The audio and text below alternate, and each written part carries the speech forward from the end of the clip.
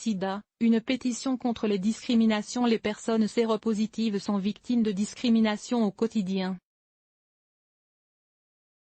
Dans un manifeste signé par 135 personnalités, ils demandent une vraie égalité des chances. Aujourd'hui, grâce aux traitements antirétroviraux, notre charge virale est indétectable. Nous ne pouvons plus transmettre le virus et notre espérance de vie est la même que celle de la moyenne des Français. Un virus continue pourtant d'empoisonner nos vies. Ce virus, c'est le virus du sida. Et la personne à l'origine de ce texte, Camille Janton, veut faire bouger les lignes. Encore victimes de discrimination au quotidien, les personnes séropositives, soutenues par les associations comme ACT UP et Aide, demandent de bénéficier du droit à l'oubli, comme les anciens malades de cancer ou d'hépatite C.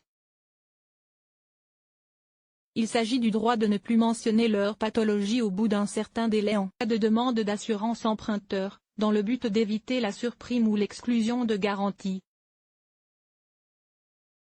Le manifeste, intitulé Nous sommes positifs, demande également la fin des discriminations variées comme le refus de soins dans de nombreux cabinets médicaux, l'interdiction de pratiquer certains métiers, l'interdiction d'accès à certains pays, ainsi que le jugement des autres au moment d'une nouvelle rencontre, comme si la séropositivité nous rendait sales. Rassurés sans banaliser de tous horizons et de toutes origines, nous refusons d'avoir honte de ce que nous sommes. Nous sommes séropositifs. 5e point sous solidaire des personnes séropositives, mais nous sommes aussi bien plus que cela. Nous demandons une vraie égalité des chances et de traitement, totale et inconditionnelle, conclut le manifeste. Pas moins de 135 personnalités ont signé cette pétition au moment de sa publication, dont les anciennes ministres de la Santé Marisol Touraine et Roselyne Bachelot, la styliste Inès de la Fressange, et Nahuel Pérez Biscayar, l'acteur principal du film 120 battements par minute. Dans un entretien aux Parisiens, Camille Janton rappelle également que 30 000 personnes ignorent leur séropositivité parce qu'elles craignent de faire un dépistage.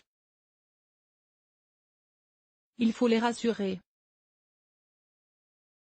Il ne s'agit pas de banaliser, de dire qu'on peut faire n'importe quoi. La prévention reste importante, mais il faut oser dire, aussi, qu'en France ce n'est plus une maladie mortelle mais chronique qui n'empêche pas de vivre normalement.